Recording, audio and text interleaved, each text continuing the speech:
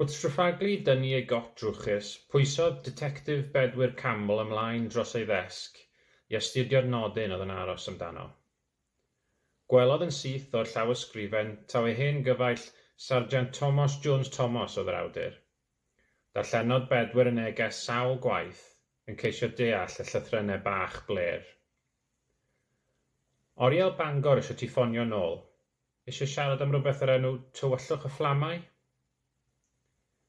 Eisteddodd Bedwyr o flaen y ddesg, ei gader yn cwyno wrth gymryd ei bwysau sylweddol, ac ystyriodd y neges.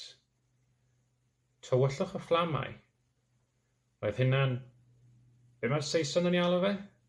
Blast from the past? Ie, wir.